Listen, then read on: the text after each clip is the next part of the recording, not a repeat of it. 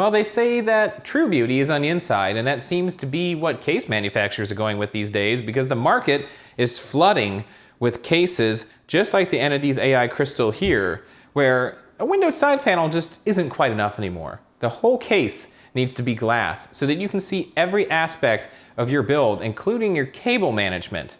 So when I saw a picture of this particular case, I thought, that's interesting. I wonder what it's like to build inside of a case that really bears all.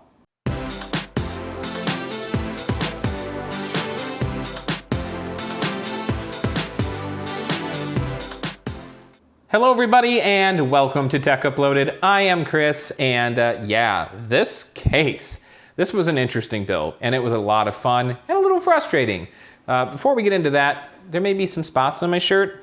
I was playing with the big wild dog today. I mean, it wasn't wild, it was somebody's dog, but he was acting wild. A lot of fun, throwing that out there. And speaking of putting everything out there, this style of case, I mean, what happened here? All of a sudden, these cases are really becoming popular. Like I said, the windowed side panel, that's yesterday's news. Now the entire case has to be at least somewhat transparent so you can see what's going on. And the Anidees AI Crystal really kind of struck me just by its design. Being a big fan of the fractal cases, this one really kind of copycatted the front there. It looks very similar, except it's tempered glass, 5mm tempered glass.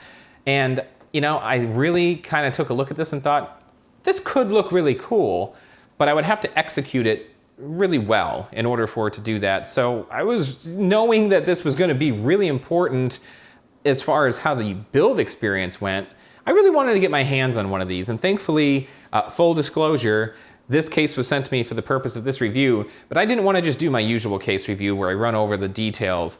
I knew I had to build in this case because it was going to be really important to know how cable management worked, how everything fit, the fit and finish. But before we can talk build experience, I have to talk about the specs. So I'm going to get that out of the way up front, run through those, and then I'll let you know how this worked out for me. Taking a look at the Anidees AI Crystal case, the first thing you notice is the massive amount of tempered glass on this bad boy. Both side panels and front panel of this case are made up of 5mm thick tempered glass, and they do feel very solid. The main panel even has a warning sticker on it to make sure that you exercise caution when handling this case. Being terrified of damaging that beautiful glass, I immediately removed the panels and set them off to the side somewhere safe so I could take more of a look at what's inside of this case. And the very first thing that jumped out to me right away was the fact that there are 4 fans pre-installed in here. Now, this is very unusual anymore, so it was really nice to see.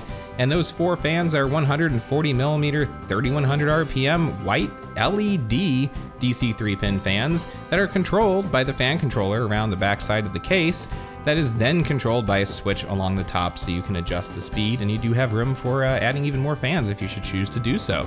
Speaking of cooling, you also have the option to install 2 140mm fans or 3 120mm fans along the top of the case as well, and both the front and top intake areas are covered by a magnetic dust filter. The other dust filter is located on the bottom of the case to allow for the power supply to get air without sucking a bunch of dust up in there.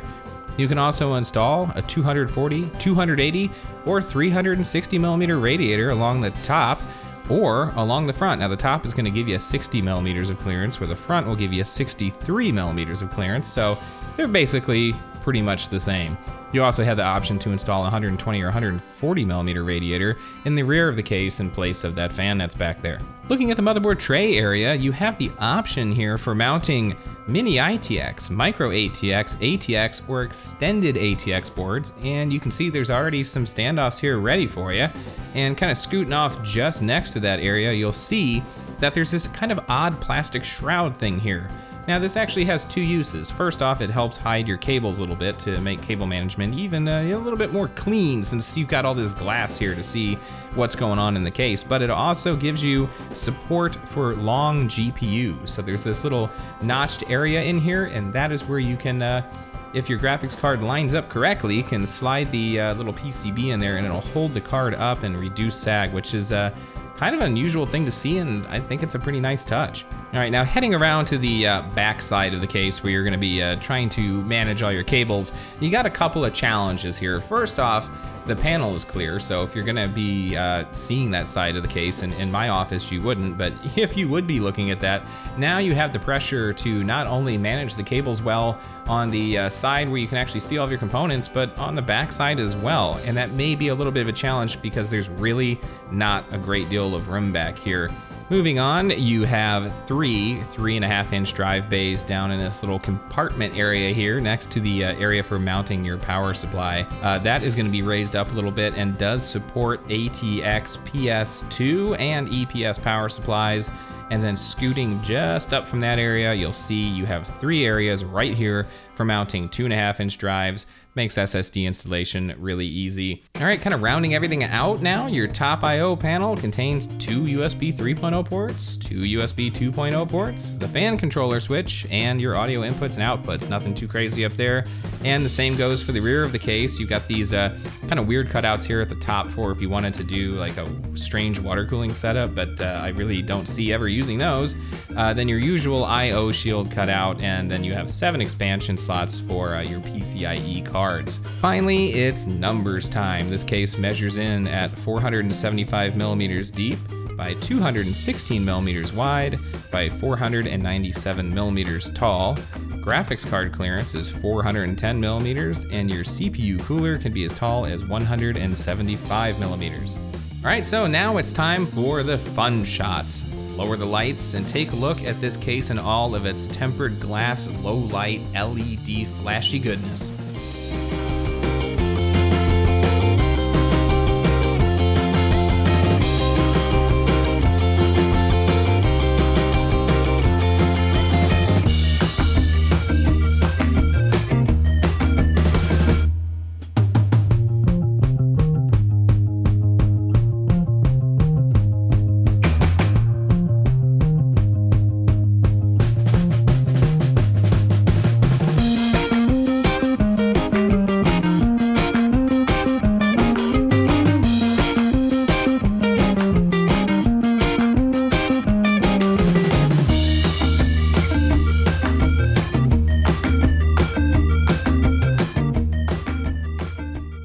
So there you have it. There's the details, there's all the goods, and there are the fancy low-light shots. And as you can see, this case looks pretty darn good when it has a build in it. And oh boy, was this interesting. One thing to note, I've stopped the little benchmark I had running for a while because I had it running in the intro to see if anybody would pick up on the fan noise coming from this case. It's not the case's fault. It's the H110i. The fans that are in here from Corsair are very loud, and I even have the silent profile set on the all-in-one profile in the software. Still gets pretty noisy. I'm gonna have to switch those fans out. But one thing to note, I did remove the fan filter from the top. A, it didn't sit flush, and B, because of the screws, and B, it was kind of impeding the airflow. I noticed when I took it off, a lot more air was moving. So since these fans are blowing air out, I'm not too worried about dust. There's just a little open area here. I think it'll be okay. But I wanted to have the benchmark running at the beginning just to see how loud this thing would get before I got uncomfortable with it, and it got there. So now that we've gotten things out of the way that aren't the case's fault, let's talk about the pros and cons of this bad boy. First off, pros, because hey, let's keep it positive. This case, A, is stunning, and it's a personal thing. This is my preference. So I guess the first pro is totally my opinion, but I think this looks sharp. I really like the way that it looks when everything's completed. It is very solid. The panels on here being as thick as they are and being tempered glass give this case, when everything is buttoned up, a really solid feeling. And I like that. I like big, thick, heavy cases. That makes it feel like my computer build is in something substantial, something that's going to shield it. That's just a little bit of a false sense of security, really, with this case, since it is tempered glass. If something was to hit this hard enough, all hell would break loose. That being said, it feels solid. This case is kind of the opposite of the NZXT Noctis case I looked at a while ago, whereas that case had a really solid frame, but really just pretty awful side panels. This case has a decent frame. It's not fantastic. There's definitely some flex to it, especially on like the top area where you have these screws going in. If I over tighten these, it started to warp the case a little bit. So the frame it's okay, it's average. But the outside, when you button everything up, seals the deal and it makes everything feel really solid. So it really kind of is the flip side of that coin. But you have plenty of room for motherboard mounting in here. That's a big deal. You can go all the way up to extended ATX in here if you remove the, which we'll talk about in a little bit, the little shroud that's in there to cover up the cables and do another little added bonus. Taking that off, you've just got all the room that you could possibly want in here. You've got tons of room for water cooling. You got plenty of room on the front, plenty of room along the top. Everything just feels very airy and free. There's a flip side to that in the cons, but working on this side of the case, the motherboard side and the I/O and all that good stuff, is very, very much a joy. You never feel cramped. You never feel like things are getting in the way, with the exception of the rear 140mm fan. It got in the way of my motherboard a little bit, but I was able to work around it. The other thing that's really nice, this case comes with 4 fans pre-installed, 4 LED fans at that, and they're pretty quiet.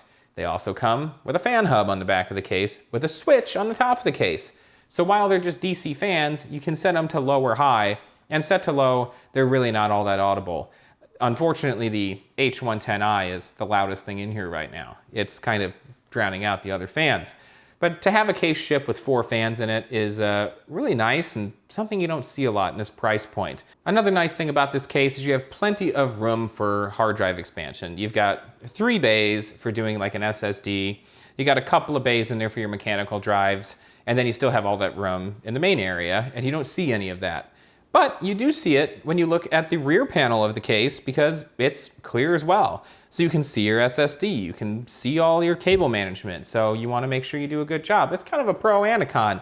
If you're really, really detailed with your cable management, it's kind of fun to show that off, right? You spend all that time doing it, and then you just stick the panel on there and go, cool, I know that looks good.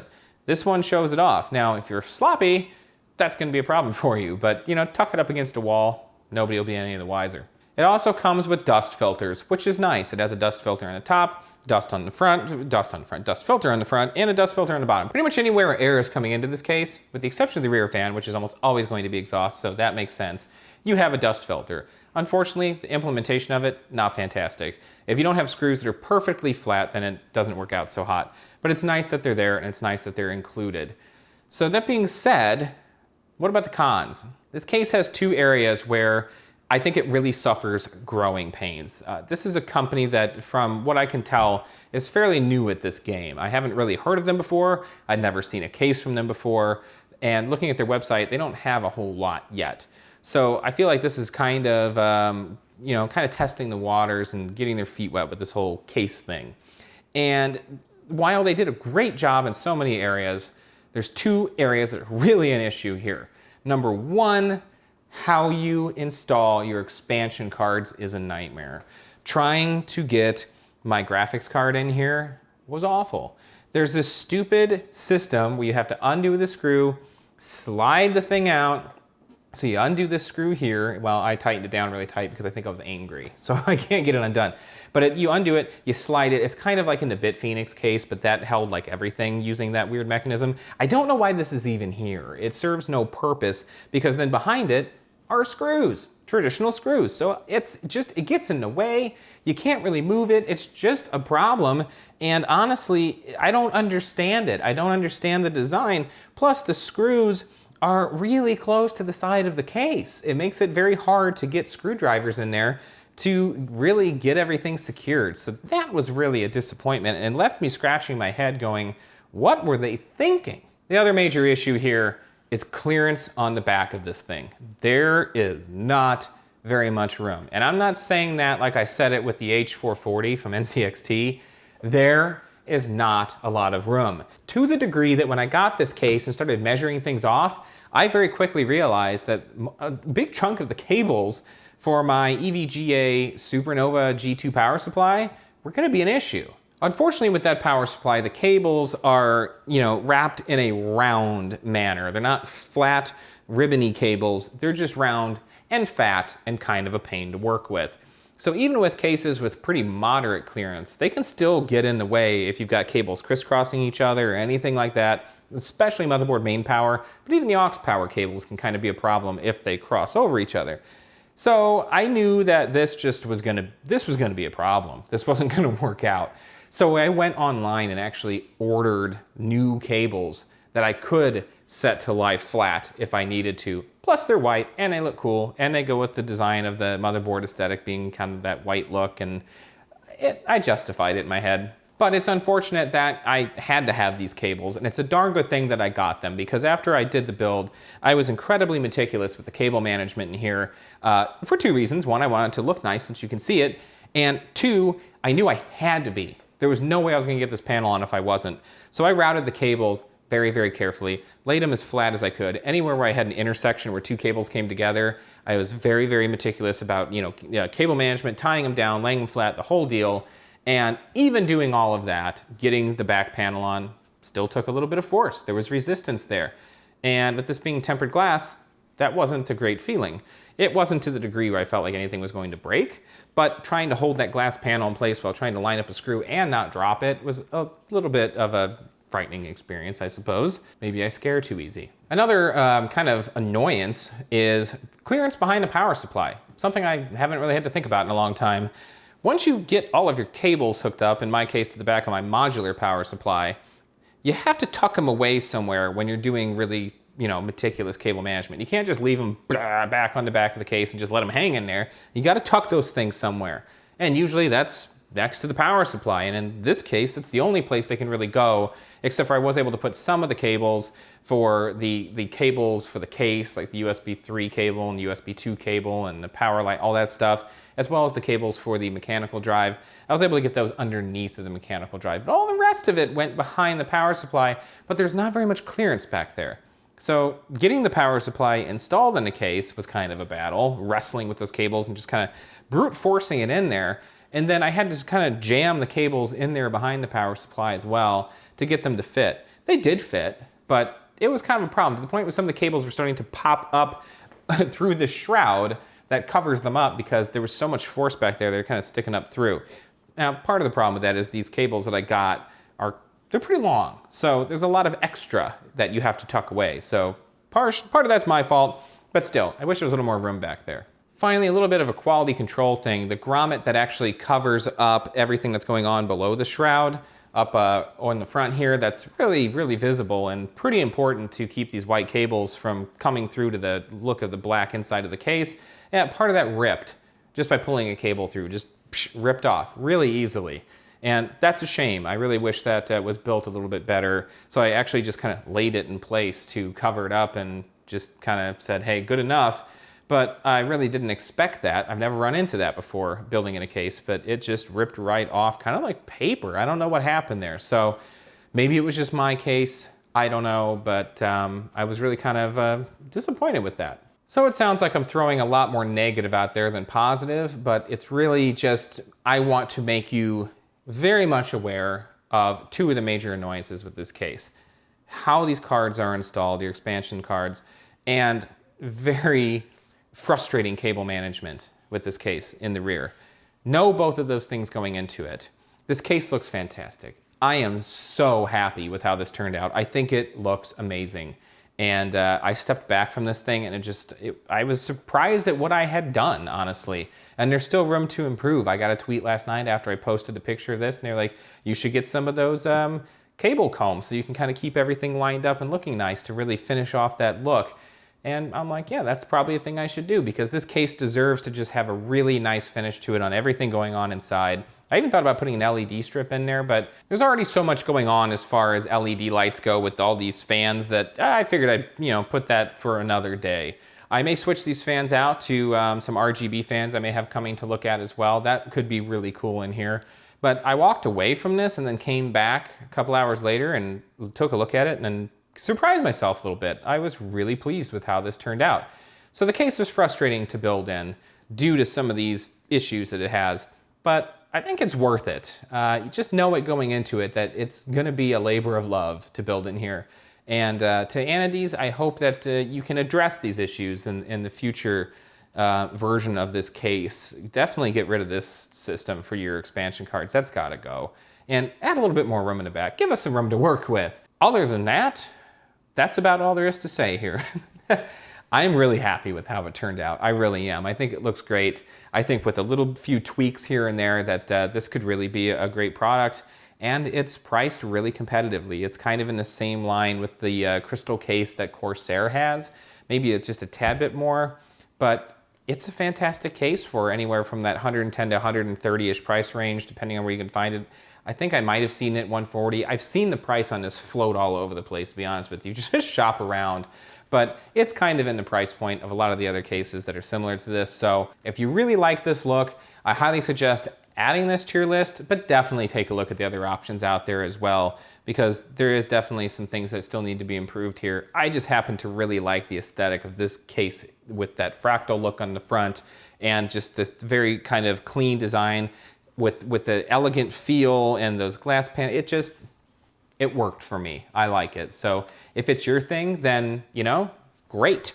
If not, there's plenty of other options because this whole thing is in.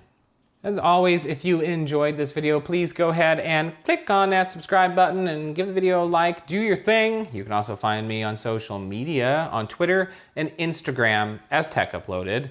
I'm also on Facebook. Join the Tech Uploaded Facebook community. You've got to grow that page. I've been getting some heat for not having a Facebook page love.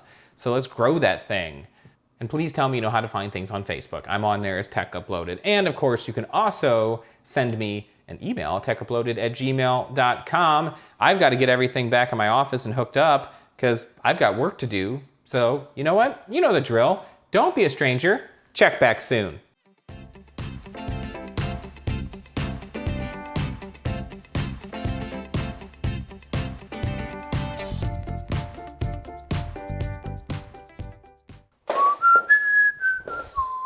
Ooby dooby doo bop.